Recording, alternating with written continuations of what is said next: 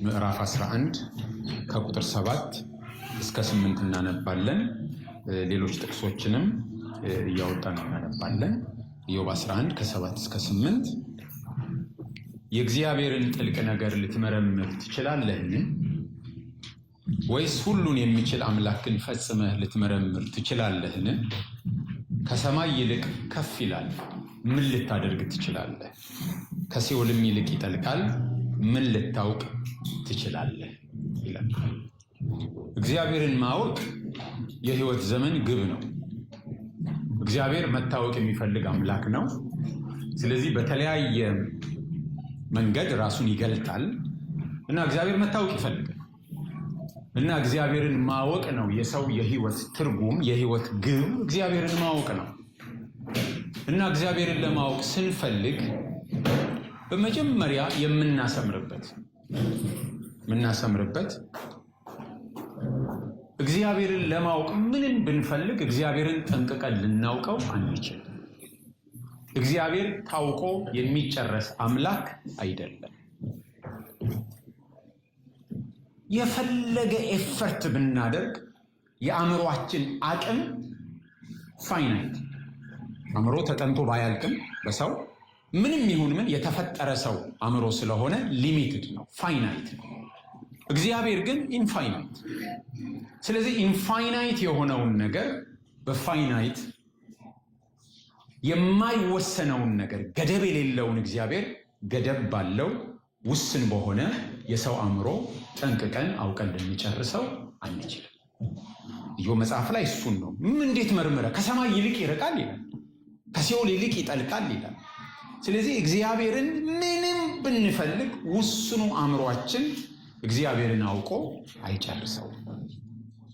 ስለዚህ ሁሌም ስለ እግዚአብሔር ስንናገር ትህትና ያስፈልገናል። አውቀን አንጨርስ። አንድ ጸሐፊ ለአንድ ኤቲስት ሲጽፍ አንድ ክርስቲያን ምን አለ? በምድር ላይ ብታቅ፣ በምድር ላይ ያለውን እውቀት ሁሉ ብታቅ እና በዛ እውቀት ውስጥ እግዚአብሔር የለም የሚል ድምዳሜ ላይ ብትደርስ በምድር ላይ ያለው እውቀት ደግሞ ያላወቅከው ግማሽ የሚያክል ይኖራል አይደል? በዛኛው እግዚአብሔር ሊኖር ይችላል። እግዚአብሔር ታውቆ አይጨረስም። ከቤተክርስቲያን አባቶች መካከል ሌት አባቶች ቅዱስ አውግስጢኖስ 5th እና 6th ሴንቸሪ የነበረ ነው። ሴንት ኦገስቲን በጣም ብዙ የኢቫንጀሊካል እና የካቶሊክ ዶክትሪኖችን ቤዝ የሚያደርገው እሱ ላይ ነው እና ስለ ስላሴ ጽፏል። ሆሊ ትሪኒቲ የሚል መጽሐፍ አለው። ምናልባት ብዙ የሚታወቅለት መጽሐፉ ኮንፌሽንስ የሚል ያያችሁ ሰዎች፣ በአማርኛም ተተርጉሟል። ኑዛዜ የሚል፣ ሲቲ ኦፍ ጎድ የሚል መጽሐፍ በጣም ዝነኛ መጽሐፎች አሉት። እንግዲህ 1600 ዓመት የሞላቸው ዛሬም የሚነበቡና ሴንት ኦገስቲን በምዕራቡ ዓለምም በሴኩላር የሚጠና ሰው ነው በጣም። ምክንያቱም የዌስት ሲቪላይዜሽን ብዙ ቤዝ ያደረገው በሱ ላይ ነው። ከፊሎሶፈሮች መካከል አንዱ ተደርጎ ይወሰዳል። ሴንት ኦገስቲን በሴኩላሩም ታዋቂ ነው እና ስለ ስላሴ እየጻፈ ሜዲትራኒያን ባህር ላይ በጣም ተመስጦ ወደዚህ እያለ ሲታገል አንድ ህፃን ልጅ ያያል እና ያ ህፃን ልጅ ከሜዲትራኒያን ባህር ውሃ በፍኙ አንዳንድ እንትኖች በሼል ይላሉ፣ በዛጎል ብቻ እንዲያፈሰ ይወስድና የሆነች ጉድጓድ ውስጥ ይጨመራል። ይሄድና እንዲያፈሰ እዛ ውስጥ ይጨመራል እና ተመስጧል ኦገስቲን ወይም አውግስጢኖስ። ከዛ ሲያየው ግራ ገብቶት ሄድና የኔ ልጅ ምንድነው የምትሰራው ሲለው ባህሩን በሙሉ እየወሰድኩ እዚህ ውስጥ ለመጨመር እየሞከርኩ ነው። ሃይሞን ባህሩ ትልቅ ነው እንደምታየው፣ ጉድጓዱ ትንሽ ነው። እንዴት አድርገ ነው ባህሩን ሁሉ እዚህ የምትከተው ብሎ ተገርሞ የልጅ ነገር ብሎ ሲሄድ ከጀርባ አንተስ ብትሆን እግዚአብሔርን እንዴት አድርገ ነው። ስለ ስላሴ የጻፈ ነው ሰውየው መጽሐፍ እና በዛ ሀሳብ ተመስሎ ትልቁን እግዚአብሔር እዛች ነገር ውስጥ ልትከት የሞከርከው እንዴት ነው የሚል ድምፅ መጣ እና ተገርሞ ዞር ሲል ሰነዶች እንደሚናገሩት አንዳንዶቹ ያ ልጅ የለም ይላሉ። ልክ እንደዚህ ማለት ነው። ውቅያኖሱን እንደዚህ ያፈሱ ጉድጓድ ውስጥ መጨመር ማለት ነው፣ እግዚአብሔርን ለማወቅ መሞከር። ስለዚህ እግዚአብሔር ታውቆ አይጨርስም። እንዲያውም አንዳንድ የኦርቶዶክስ መጽሐፍት ስታነቡ እግዚአብሔር ማን ነው ለሚለው ምን ዲፋይን አድርገው አይጀምሩም። እግዚአብሔርን ሲገልጡ እነሱ በአሉታዊ ወይም ኔጋቲቭ ቴዎሎጂ ያለ በሱ ነው የሚገልጡት። ምን እያሉ እግዚአብሔር ምንድን ነው? የማይሞት ነው። እግዚአብሔር ምንድን ነው? የማይታወቅ ነው። እግዚአብሔር ምን እንደ ሰው አይደለም። ያልሆነውን በመናገር ነው እግዚአብሔርን ለመረዳት የሚሞክሩት። ፖዚቲቭ ደግሞ እግዚአብሔር እንደዚህ ነው፣ ፍቅር ነው፣ እግዚአብሔር ብርሃን ነው። ሁለቱም እግዚአብሔርን ነው የሚገልጡት። እግዚአብሔርን ከምናውቃቸው ነገሮች ጋር በማመሳሰል አለት ነው ይላል መጽሐፍ ቅዱስ። እግዚአብሔር ተዋጊ ነው። ተዋጊ ስለምናውቅ የሆነ ስለ እግዚአብሔር ኢሜጅ ይሰጠናል። አለት እግዚአብሔር ብርሃን የሆነ ነገር ይሰጠናል። ባልሆነውም መግለጥ እንችላለን። እግዚአብሔር እንደዚህ አይደለህም አንተ እያልን፣ ምክንያቱም እግዚአብሔር ታውቆ የሚጨረስ አይደለም። በመጽሐፍ ቅዱስ እግዚአብሔር ራሱን ገልጧል። ወደ ሐሳባችን ይሄ ስለሆነ ነው እንጂ አስቀድሞ እግዚአብሔር በፍጥረቱ ነው የገለጠ እና በፍጥረቱም ስናይ ፍጥረቱ ስለ እግዚአብሔር የሚገልጥልን ነገር አለው። ፍጥረቱ በጣም ታላቅ ነው።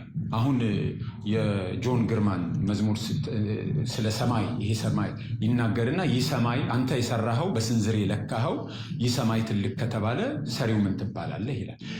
በቃ ዩኒቨርሱ ተጠንቶ አለማለቁን አይታችሁ ስራው እንዲህ ከሆነ እሱማ ማለት ይቻላል እና በስራው እግዚአብሔር ራሱን ገልጧል። ግን እንኳን እግዚአብሔር ስራው ራሱ ተጠንቶ አላለቀም። ስንት ጋላክሲ ነው ያለው?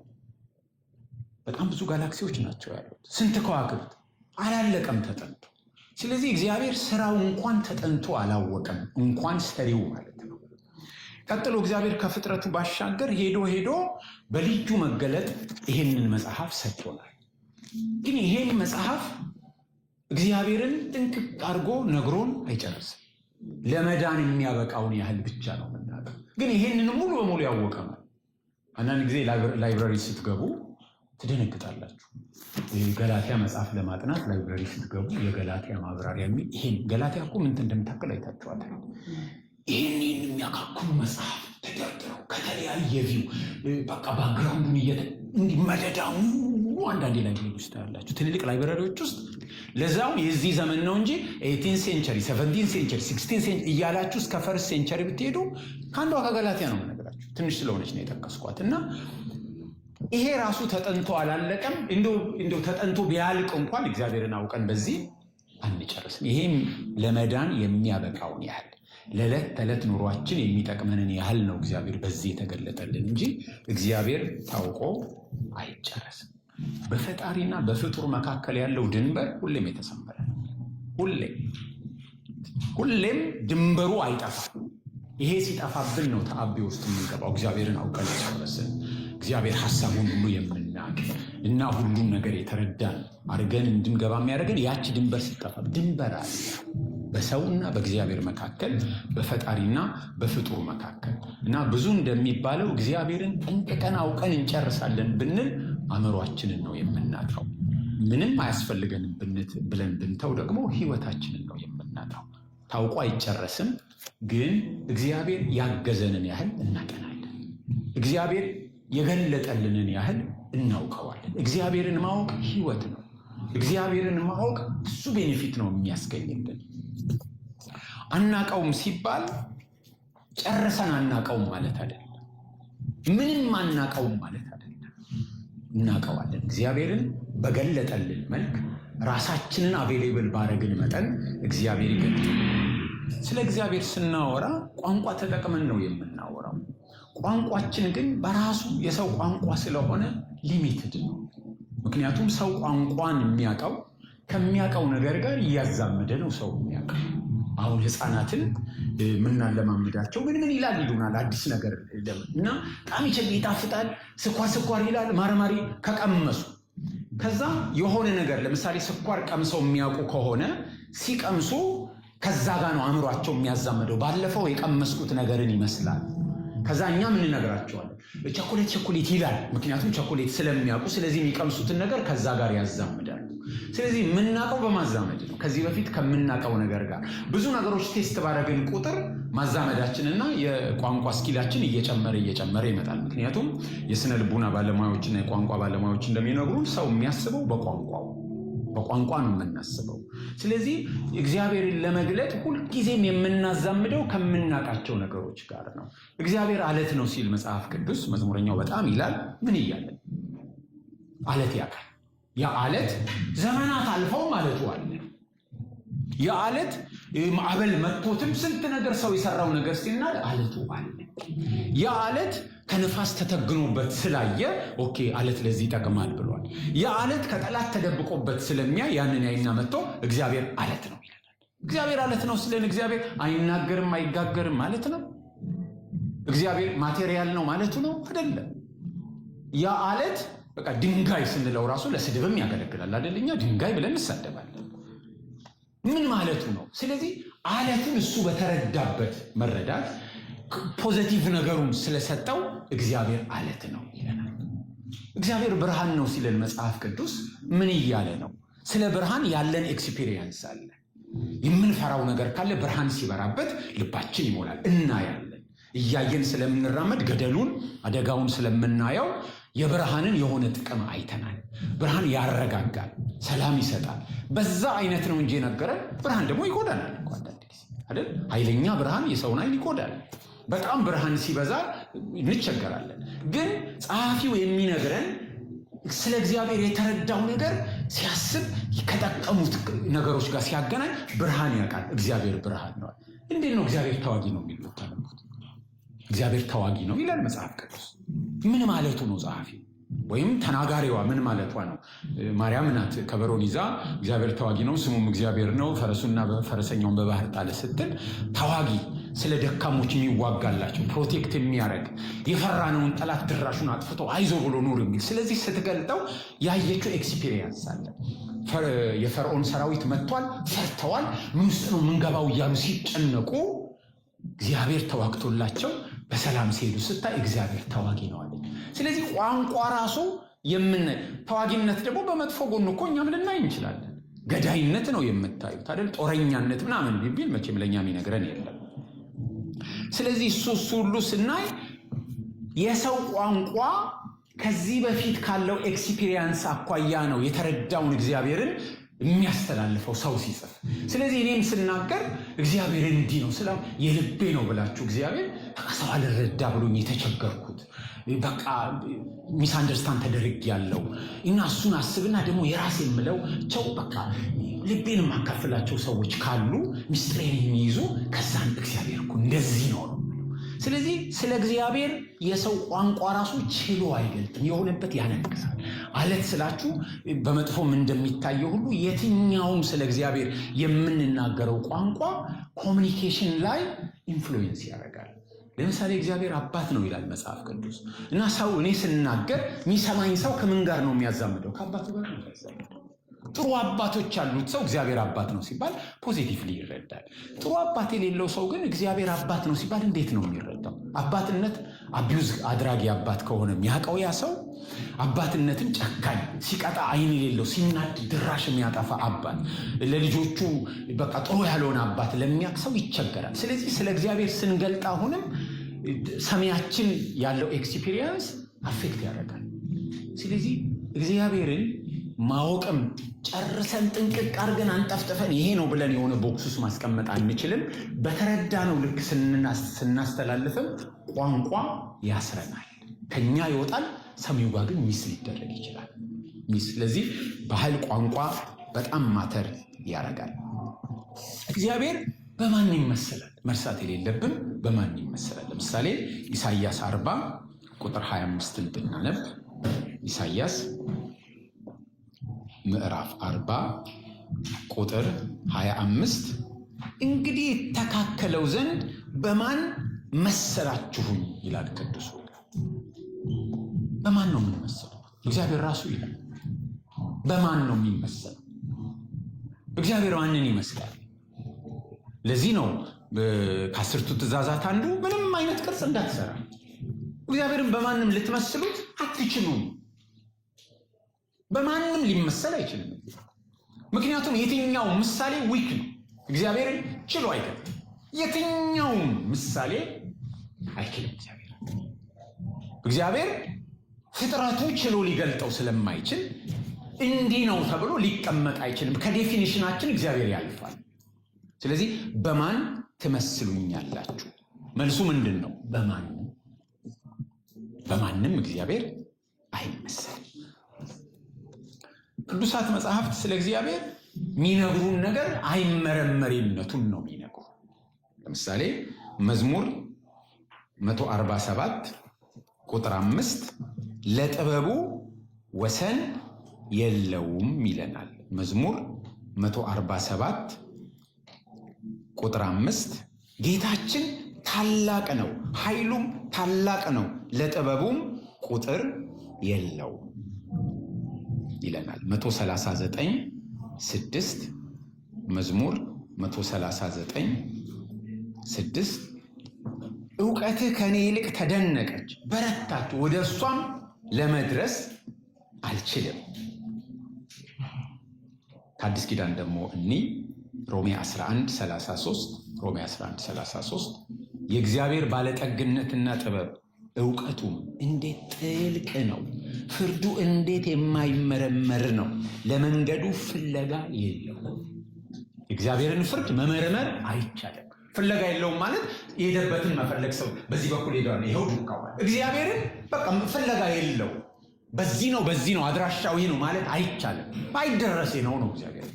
አይመረመሬ ነው እግዚአብሔር፣ አይደረሴ ነው ብሎ ነው የሚነግረን። እግዚአብሔር ብቻ አይደለም፣ ከእግዚአብሔር የሚወጡት ነገሮች ራሳቸው ጥበቡ ምኑ እንደምንል እንኳን እግዚአብሔር እነሱም አይደረሴ ናቸው። ለምሳሌ ኤፌሶን 3:18 ላይ ኤፌሶን 3:18 ላይ ምንድን ነው የሚለን? ከቅዱሳን ሁሉ ጋር ስፋቱና ርዝመቱ ከፍታውም ጥልቅነቱም ምን ያህል መሆኑን ለማስተዋል ከመታወቅም የሚያልፈውን የክርስቶስን ፍቅር ለማወቅ ትበረቱ። የክርስቶስ ፍቅር ምንድን ነው? ከፍታው፣ ጥልቀቱ፣ ስፋቱ ከማስተዋል የሚያልፍ። ሰላሙም ተመሳሳይ ፊልጵስዩስ 4:7 ላይ ከአእምሮ ሁሉ የሚያልፍ ሰላም ነው። በእግዚአብሔር ዘንድ ጨለማ አለ ይለናል መጽሐፍ ቅዱስ። ጨለማ አለ። መዝሙር 18:1 እሱን ላንብብና ምን ማለት እንደሆነ እናያለን። መዝሙር 18:1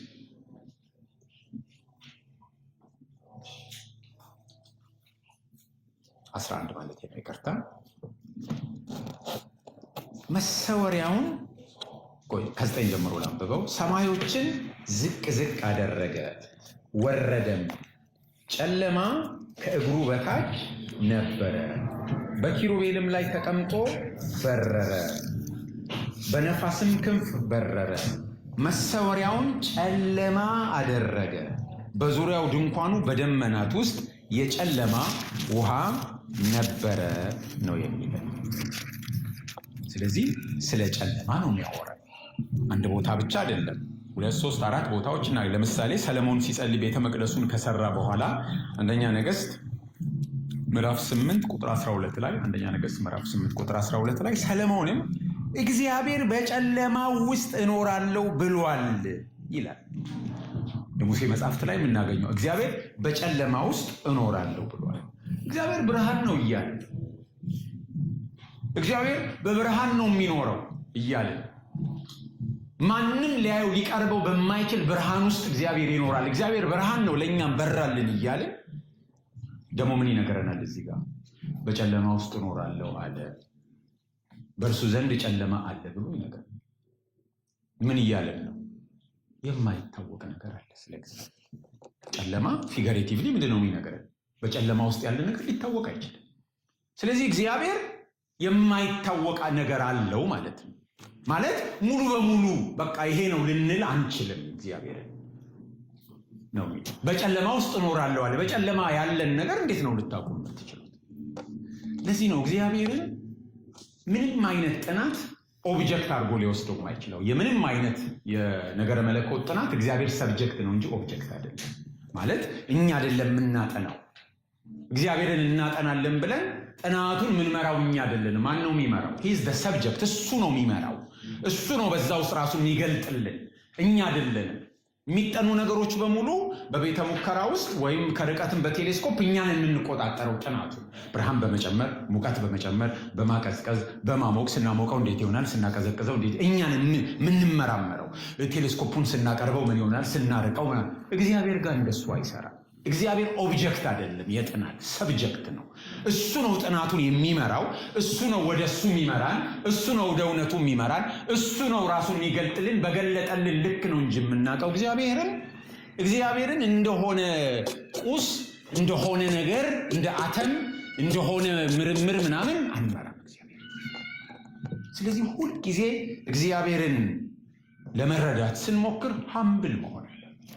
ሀምብል ሰው እግዚአብሔር ጋር ሲጠጋ ሀምብል ነው። ይህን መላችሁ ላስፈራራ አይደለም ማለት ዲስከሬጅ ላረግ አይደለም። በቃ ምንም ትደክማላችሁ እንጂ አታውቁም ማለት ለማለት አይደለም። ምክንያቱም ሰው ፍራፍሬ እርሻ ውስጥ ሊገባ ራብ አጠናግሮት እርግጠኛ ነኝ ዛፉ ያፈራውን ፍሬ ሁሉ በልቶ መጨረስ አይችልም። ግን ረሃቡን የሚያጠገብ ያህል በልቶ ይወጣል እንጂ ረሃብ እንዳኮማተረው አይወጣም። ውሃ የጠማው ሰው እዛ አርባ ምንጭ ሄዶ ምንጮች በቃ ሲንፎሎፎሉ እያየ ምንጩን ሁሉ ጠጥቶ መጨረስ አይችልም። ግን ጥሙን አርክቶ መሄድ ይችላል። እግዚአብሔር እንደዛ ነው። ሙሉ በሙሉ አውቀን ባንጨርሰውም ግን ነፍሳችንን የሚያረካ ዕውቀት እናገኛለን። ረሃባችንን የሚያጠገብ ዕውቀት እናገኛለን። እስራታችንን የሚፈታ ዕውቀት እናገኛለን። ስለዚህ ዲስከሬጅ አንሆንም። እግዚአብሔርን ለማጥናት ጊዜ በሰጠን መጠን እግዚአብሔርን ለማጥናት ዴዲኬትድ በሆንን መጠን ምን እያገኘን ረሃባችን ጠግቦ ጥማችን ረክቶ ነው የምንወጣው እንጂ ምንም ማወቅ አንችልም ማለት አይደለም። ይህንን በማሰብ ነው ጥናቱን የምናደርገው። ስለዚህ ትምህርታችንን ከዛሬ ጀምሮ ስንጀምር በዚህ ፍሬምወርክ ውስጥ ምንሄደው ምንድነው? አንደኛ እግዚአብሔርን ሙሉ በሙሉ ማወቅ አንችልም። መጽሐፍ ቅዱስ እንደማይቻል ነው የሚነግረን። ጥቂት ጥቅሶች ነው ያየነው፣ ግን በስፋትም ብናይ በማን ትመስሉኛላችሁ ነው የሚለው። ቋንቋዎቻችን ሊሚትድ ናቸው። ስንናገረው ያየንበት አንግል ነው። ለምሳሌ አለት እንደነገርኳችሁ ባላየንበት አንግል ደግሞ ሌላ ነገር ነው የሚሆነው ትርጉሙ። ስለዚህ ኮሚኒኬሽን ላይ አሁን ስናገር እኔ እግዚአብሔር አለት ነው ስል ድንጋይን በስድብነቱ ብቻ ለሚያውቅ ሰው የሚገባው ነገር ሌላ ነገር አይደል? ካልቸር በጣም ማተር ያደርጋል። አንድ ጊዜ የሆኑ የሕክምና ሰዎች የፋርማሲውቲካል ምናምን ካምፓኒ የሆነ መድኃኒት ያገኝና የፔንኪለር ነገር መሰለኝ እና ያንን ማብራሪያ ሰጥተው ለማስተዋወቅ ብዙ ይጥራሉ እና በስዕል አስቀምጠዋል። እና መጀመሪያ ላይ በጣም የተጨነቀ የተኮማተረ ሰው አለ፣ በጣም ፔን ውስጥ ያለ የሚመስል። ቀጥሎ ደግሞ ያንን ኪኒን አስቀምጠው ሲወስድ አለ። ከዛ መጨረሻው ላይ ሪላክስድ ሆኖ ፈታ ብሎ ፔኑን ያ ፔንኪለር ወስዶለት እና እሱን በኢሜጅ አድርገው በየቦታው ማስታወቂያ እየለጠፉ በየሀገሩ ፕሮሞት እያደረጉ ሄዱና ፋይናሊ አረብ ሀገሮች አካባቢም እሱን ተጠቀሙ እና ተጠቅመው ለመወዳደር ነው። ከዛ ፊት ሌላ ፔንኪለር አለ እና ይሄኛው ይበልጣል ማለት እና ብዙ ኢንቨስት አድርገው ብዙ ገንዘብ አፍስሰው ውጤቱ ተቃራኒ ምንም ማለት እና ቢሉ ቢሰሩ በቃ ያንን እንደገና በቲቪ በፖስተር በምናምን ቢያደርጉ ምንም ንቅንቃል አልላለ እና ምንድን ነው ብለው ሲጠና ለካ አረቦች የሚያነቡት ከቀኝ ወደ ግራ ነው። ስለዚህ እነሱ ሲያዩ ሪላክስድ የሆነ ሰው መድኃኒቱን ሲወስድ ከዛ ሲኮማተር ነው የሚታየው። ሌላው ግን የሚያነባው እንደዚህ ስለ እነሱ እንዲህ ነው የሚያነቡ እና በስዕል የተገለጠው ነገር ተቃራኒ ነገር ነው ያስተላልፋል። ዩሲ ስለ እግዚአብሔርም የገባው ሰው እንዲገብቶኛል ብሎ ሲያወራ የሚገባው ሰው ደግሞ በራሱ ካልቸር በራሱ ኤክስፒሪየንስ ስለሆነ የሚተረጉመው ሚስ እንደራረጋለን። ቋንቋ ሊሚትድ ከሰማይ የመጣ ሁሉን የሚያገባባ ቋንቋ የለም አይደል? ግዕዝ ነው መሰለኝ እግዚአብሔርና አዳም ይነጋገሩበት የነበረው ለጨዋታ ነው ደግሞ ሁሌ። ስለዚህ ይሄም ሊሚቴሽን ስላለ አንደኛው መስመራችን ምንድነው? ዊክነስ አለው ቋንቋ። በመጀመሪያ እግዚአብሔር ታውቋል ለመጨረሱ ነው። ቀጥሎ ደግሞ ቋንቋ ዊክነስ አለው። ስለዚህ የሰው አእምሮ ሊሚትድ ነው፣ ቋንቋ ዊክነስ አለው። እግዚአብሔርን ሙሉ በሙሉ አውቀን መጨረስ አንችልም። በሌላኛው መስመር ያለው ደግሞ እንዲህም ቢሆን ግን ምንም አናውቀውም ማለት አይደለም። ከስራት የሚፈታንን ያህል ነፍሳችንን የሚያረካውን ያህል ልባችንን የሚያሳርፈውን ያህል የዘላለም ሕይወት የሚያስገኘውን ያህል ሕይወታችንን የሚያለመልመውን ያህል እግዚአብሔርን ልናውቀው እንችላለን። ስለዚህ ሁለቱን ነገሮች ይዘን ነው እግዚአብሔርን ለማወቅ እርምጃ የምንጀምረው። ሙሉ በሙሉ አናውቀውም፣ ይህን መካድ የለብንም። ስለዚህ ሀምብል እንሆናለን። ግን ደግሞ ምንም ሳናውቀው ባዶአችንን በዜሮ አንወጣም። እግዚአብሔርን በቃ እረፍት በሚሰጥ መልኩ ልናቀው እንችላለን። ነጋችንን እንድንናፍቅ ከእግዚአብሔር ጋር ለዘላለም መኖር ምን ማለት እንደሆነ በቃ በምንረዳበት ያህል ጥማችንን በሚያረካ ልክ እግዚአብሔርን እናውቀዋለን የሚለውን ይዘን በሁለቱ መካከል ነው የምንሄደው። እነዚህን መስመሮች ሁሌ እንዳትረሱ፣ እነዚህ ሁለቱ። ስለዚህ እግዚአብሔር ማን ነው? እግዚአብሔር ማን ነው? መጽሐፍ ቅዱስ ስለ እግዚአብሔር የሚነግረን ብዙ ነገር አለ። ሮሜ መጽሐፍ ምዕራፍ 1 ላይ ከቁጥር 29 እስከ 30 እንደሚነግረን 19 እስከ 20 እግዚአብሔር በፍጥረቱ ታላቅነቱን የአምላክነት ባህሪውን ገልጧል። ስለዚህ ሰዎች እግዚአብሔርን አናውቅም ማለት አይችሉም። ማመካኛ አጡ ነው የሚለው። ለቅሶ ላይ ሲደረስ በባህላችን አልሰማሁም ነበር አላወኩም ነበር ይባላል አይደል? እግዚአብሔር ጋር መጨረሻ ሰዎች ሲደርሱ አልሰማሁም ነበር አላወኩም ነበር ማለት አይችሉም። ምክንያቱም በፍጥረቱ የአምላክነት ባህሪው ታላቅነቱን ገልጧል። ስለዚህ ሰዎች ማመካኛ አጡ ነው የሚለው። ስለዚህ ይኸው ነው። ፀሐይን ያት ማነው እዛ ላይ ያስቀመጣት? እንስሳቱን ያያቸው። ሲምፕሊ ናሽናል ጂኦግራፊክ ብታይ ራሱ በራሱ እግዚአብሔር መኖሩን ይነግርሃል ነው። ስለዚህ በፍጥረቱ እግዚአብሔር ራሱን ገልጧል። ግን ያ ግልጠት ለመዳን በቂ አይደለም። እግዚአብሔር አለ ሶዋት የሚል ጥያቄ መከተሉ ስለማይቀር ማለት ነው። ስለ እግዚአብሔር የሚነግረን ነገር አለ። እግዚአብሔር ፈጣሪ ነው። መጽሐፍ ቅዱስ ደጋግሞ እግዚአብሔር ፈጣሪ ነው ይል። በተለይ ከአሕዛብ አማልክት ጋር ሲያወዳድር የምድር የአሕዛብ አማልክት ከንቱ ናቸው፣ እግዚአብሔር ግን ይሄንን ሰራ፣ ይሄንን ፈጠረ እያለ ከአማልክት ጋር እግዚአብሔር ራሱን በኮምፓሪዝን ሲገልጥ እነሱ ምንም ናቸው፣ እኔ ግን ይሄን ሰርቻለሁ ነው። ስለዚህ እግዚአብሔር ማን ነው ቢባል ምን ማለት እንችላለን? ፈጣሪ ነው። ሀገራችን ፈጣሪ ይባርክ ይባላል አይደል? ሁሉንም ሃይማኖተኞች ለማካተት በሚል እና እውነት ነው፣ እግዚአብሔር ፈጣሪ ነው። ግን ጥያቄዎቻችንን ሁሉ ይሄ አይመልስም። ሳይፈጥርስ በፊት እግዚአብሔር ማን ነበር? ፍጥረት መጀመሪያ አለው አይደል? አለው መጀመሪያ። ፍጥረት የተጀመረበት ቀን አለው። ሳይንሱም ዩኒቨርስ ሃዝ ኤ ቢጊኒንግ ብሎ ነው የሚነግረን ሳይንሱ። የእግዚአብሔርም ቃል የሚነግረን ፍጥረት የተጀመረበት ጊዜ አለ። ሳይፈጥርስ በፊት እግዚአብሔር አልነበረም ወይ? ያኔ እግዚአብሔር ማን ነው? ምክንያቱም እግዚአብሔር ፍጥረትን ከመጀመሩ በፊትም እግዚአብሔር ነው።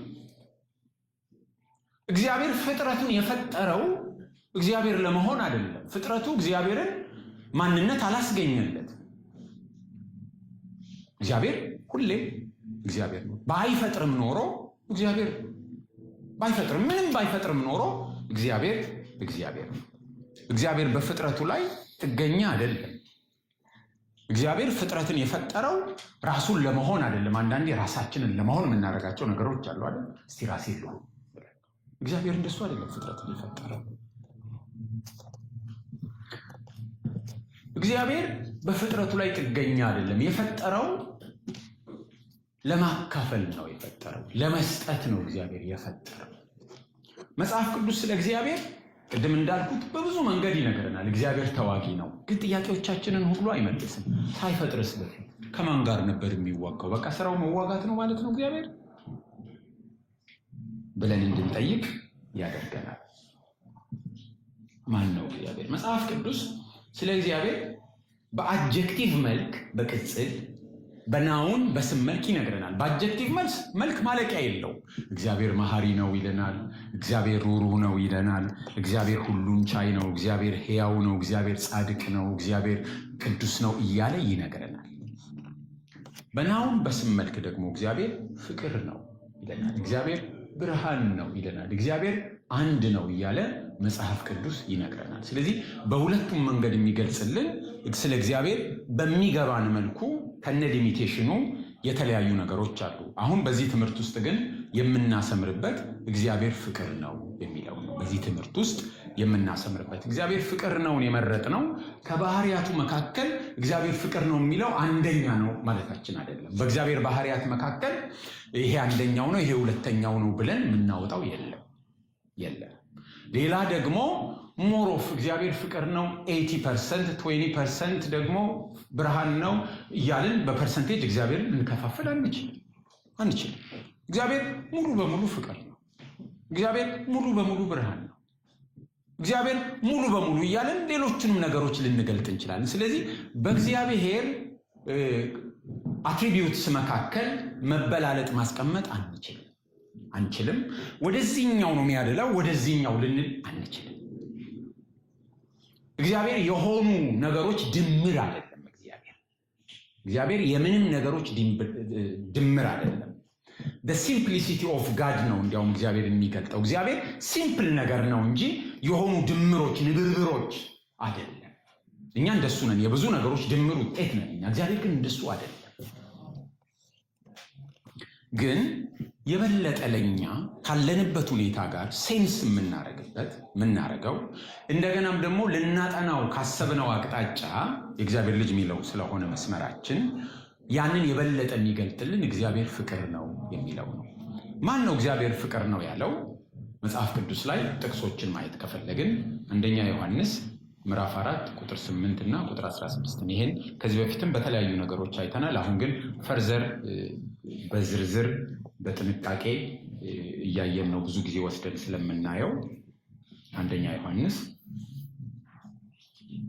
ምዕራፍ 4 ቁጥር 8 እና 16 ነው። እግዚአብሔር ፍቅር ነው። ፍቅር የሌለው እግዚአብሔርን አያውቅም፣ ምክንያቱም እግዚአብሔር ፍቅር ነውና ይለናል ቁጥር 8። ቁጥር 16 ደግሞ እኛም እግዚአብሔር ለኛ ያለውን ፍቅር አውቀናል አምነንማል። እግዚአብሔር ፍቅር ነው፣ በፍቅር የሚኖር በእግዚአብሔር ይኖራል፣ እግዚአብሔርም በእርሱ ይኖራል ነው የሚለው። ፍቅር ነው ሲባል ሁልጊዜ ተፈቃሪና አፍቃሪ መኖር አለበት። እኛ እንደሚገባን ቅድም እንዳልኳችሁ ቋንቋን እኛ ባለንበት ፊሎሶፊካል ነገሮች ስላለመግባት ነው፣ ለእኛ በሚሰጠው ስሜት ነው፣ በእኛ ኤክስፒሪየንስ ነው፣ የሰው ቋንቋ ስለሆነ። ስለዚህ ፊሎሶፋይዝ ማድረግም ይቻላል። እግዚአብሔር ፍቅር ነው ስንል አፍቃሪና ተፈቃሪ አለ ማለት ነው። አለበለዚያ አንድ ፐርሰን ብቻውን፣ አንድ አካል ብቻውን ፍቅር ሊሆን አይችልም። የፍቅር ሰው ነው ስንል የሚወደው ሰው መኖር አለበት። ስለዚህ እግዚአብሔር ፍቅር ነው ስንል እግዚአብሔር ከአንድ በላይ ፐርሰን እንደሆነ ቢያንስ ሁለት እኔዎች የሚሉ ሁለት ቢንግስ መኖራቸውን ከዚህ መውሰድ እንችላለን። አለበለዚያ ፍቅር የሚለው ትርጉም የለው። ለዚህ ነው ባልንጀራውን የማይወድ ብሎ መጽሐፍ ቅዱስ ይነግረን። ስለ ፍቅር እንዴት ሊያወራ ይችላል? የሚያውን ወንድሙን ያልወደደ ያላየውን እግዚአብሔር እንዴት ሊወድ ይችላል? በመውደድ ነው። ሁለት ኢንቲቲዎችን ይፈልጋል ፍቅር ማለት ነው። ፍቅርን በጣም ሰዋዊ፣ በጣም እንደው ካርናል ስናደርገው ሰው ራሱን ይወዳል። ሰዎች ራሳቸውን ስለሚወዱ ራስን መውደድ ራሱ ፍቅር አያስብልም ወይ ብለን ብንወስድ ራስን መውደድ በመጽሐፍ ቅዱስ ዲስከሬጅ የሚደረግ ነው። ሰዎች በመጨረሻው ዘመን ራሳቸውን የሚወዱ ይሆናሉ ብሎ የአይነቱ ፍቅር መጽሐፍ ቅዱሳዊ ወይም እግዚአብሔራዊ ፍቅር እንዳልሆነ ነው መጽሐፍ ቅዱስ የሚነግረን። ፍቅር ራስ ተኮር አይደለም፣ ለሌላው መኖር ነው ፍቅር። ስለዚህ እግዚአብሔር ራሱን በመውደዱ አይደለም ፍቅር የተባለው፣ ከአንድ በላይ አካል እንዳለው እግዚአብሔር ስለሚጠቁመን ነው። የእግዚአብሔር ፍቅር ንጹህ እንከን የለሽ ነው እንጂ ሰልፍ ሴንተርድ አይደለም። እግዚአብሔር ፍቅር ነው የተባለው ፍጥረቱን ስለፈጠረ ነው። እግዚአብሔር ለፍጥረቱ ያለውን ፍቅር በመግለጡ ነው እንዳንል፣ እግዚአብሔር ከዛስ በፊት ፍቅር አልነበረም ወይ? እግዚአብሔር ፍቅር ካለመሆን ወደ መሆን ነው እግዚአብሔር የመጣው? ፍቅር ሳይሆን ኖረና ከዛ ልክ ፍጥረትን ሲፈጥር ነው ፍቅር መሆን የጀመረው የሚል ጥያቄ እናነሳለን። እግዚአብሔር ፍቅር ነው ስንል የእግዚአብሔርን ሥላሴነት ነው እያወራን ያለ ነው። እግዚአብሔር ፍቅሩ ዘላለማዊ ነው ስንል እግዚአብሔር በሥላሴነቱ ዘላለማዊ ነው ማለታችን ነው። እግዚአብሔር ፍቅር ነው ስንል የእግዚአብሔር ፍቅር የሚጀምረው እግዚአብሔር ፍጥረትን ከፈጠረ በኋላ ነው ማለት አይደለም። እግዚአብሔር በባህሪ፣ በአምላክነት፣ በገዥነት፣ በህላዌ አንድ ሲሆን እግዚአብሔር በስም እግዚአብሔር በአካል ፐርሰን ማለት ነው። ቦዲ ወይም ማቴሪያል ነገሩን ማለት አይደለም። በፐርሰን እግዚአብሔር ከአንድ በላይ ነው፣ 3 ነው ማለታችን ነው። እና ይሄ የእግዚአብሔር ፍቅር የጀመረው ከዘላለምም ነው። እግዚአብሔር ከፈጠረ በኋላ አይደለም ፍቅር የሆነው። ይህን በመጽሐፍ ቅዱስ ላይ ለማስደገፍ ዮሐንስ ወንጌል ምዕራፍ 17 ነው የምናየው። ዮሐንስ ወንጌል ምዕራፍ 17 ነው። ብዙ ጊዜ ይነሳል። ቁጥር 24ን ብናነብ አባት ሆይ ዓለም ሳይፈጠር ስለወደድከኝ የሰጠኸኝን ክብሬን እንዲያዩ ይላል። ዓለም ሳይፈጠር ስለወደድከኝ፣ ወልድ ነው እዚህ ጋር ወይም ጌታ ኢየሱስ ነው እየጸለየ ያለው። ምን ብሎ ነው የሚጸልየው? ዓለም ሳይፈጠር ስለወደድከኝ የሰጠኸኝን ክብሬን ነው የሚለው። ዓለም ሳይፈጠር ስለወደድከኝ። ስለዚህ በአብና በወልድ መካከል የነበረው መዋደድ ዓለም ሳይፈጠርም የነበረ ነው ማለት ነው። ይሄ ዓለም ሳይፈጠር እኛን መረጠን ከሚለው ጋር የሚገናኝ አይደለም። ምክንያቱም እኛ በእግዚአብሔር ስንመረጥ ኤግዚስት አናደርግም ነበር። በእግዚአብሔር መታሰባችንን ነው የሚናገረው። ክርስቶስ ግን ዓለም ሳይፈጠርም እንደነበር ዮሐንስ ወንጌል ገና ምዕራፍ 1 ስንጀምር በመጀመሪያ ቃል ነበረ፣ ቃልም በእግዚአብሔር ዘንድ ነበረ፣ ቃልም እግዚአብሔር ነበረ ብሎ በመጀመሪያም እንደነበር ነግሮን ነው። በእግዚአብሔር ዘንድ ነግሮን ስለነበር ፕሪ ኤግዚስት እንደሚያደርግ ነግሮን ስለሆነ ይሄንን ከኛ መመረጥ ጋር እንዳናወዳድረው ኤግዚስት ያደርግ ነበር። ፍቅር መከባበርን የሚይዛል። ስለዚህ በአብና በወልድ መካከል መከባበር እንዳለ ቁጥር 24 ራሱ ይነግረናል። ምክንያቱም ዓለም ሳይፈጠር ስለወደድከኝ የሰጠኸኝን ክብሬን ነው የሚለው። ቁጥር 5ንም ስንመለከት ደግሞ አሁንም አባት ሆይ፣ ቁጥር 5ን አሁንም አባት ሆይ ዓለም ሳይፈጠር በአንተ ዘንድ በነበረኝ ክብር አንተ በራስህ ዘንድ አክብረኝ ይላል። ስለዚህ ዓለም ሳይፈጠርም በአብና በወልድ መካከል መከባበር ነበር። ዓለም ሳይፈጠር መዋደድ ነበር። ዓለም ሳይፈጠር መከባበር ነበር እና ዮሐንስ 17ን ስናነበው ወልድም አብን እንደሚያከብር ነው የሚነግረን። ወልድም አብን ያከብራል። ዮሐንስ ወንጌል ምዕራፍ 17 ላይ ደግሞ ስትገቡ ምዕራፍ 16 ላይ ስትገቡ ደግሞ መንፈስ ቅዱስም ወልድን እንደሚያከብር ይናገራል አይደል? መንፈስ ቅዱስ በመጣ ጊዜ እኔን ያከብረኛል ብሎ ነው። ስለዚህ በሶስቱ አካላት መካከል በአብ በወልድና በመንፈስ ቅዱስ መካከል መከባበር፣ ህብረት መኖሩን፣ አንድነትም ምዕራፍ 17 እኛ አንድ እንደሆንን እያለ ስለሚናገር አንድነቱንም ይናገራል። ፍጹም ፍቅር ባለበት ስቴት ውስጥ ፍጹም መተዋወቅም አለ። በአብ በወልድና በመንፈስ ቅዱስ መካከል ፍጹም የሆነ መተዋወቅ አለ። አንዱን ያለ አንዱ ማወቅ አይቻልም። እሱን ተናግሬ አበቃለሁ የዛሬው ማለት ነው። ማቴዎስ ወንጌል ምዕራፍ 11:27 ማቴዎስ 11:27 እንደዚህ ይላል፣ ሁሉ ከአባቴ ዘንድ ተሰጥቶኛልና ከአብ በቀር ወልድን የሚያውቅ የለም፣ ከወልድም በቀር ወልድም ሊገልጥለት ከሚፈቅድ በቀር አብን የሚያውቅ የለም። ሉቃስ 10:22 ላይ እናገኘዋለን ይሄን ሐሳብ። ስለዚህ ከአብ በቀር ወልድን የሚያውቅ የለም። ስለዚህ ወልድን አውቀናል የሚሉ ሰዎች ካሉ ማን ገልጦላቸው ነው? አብ።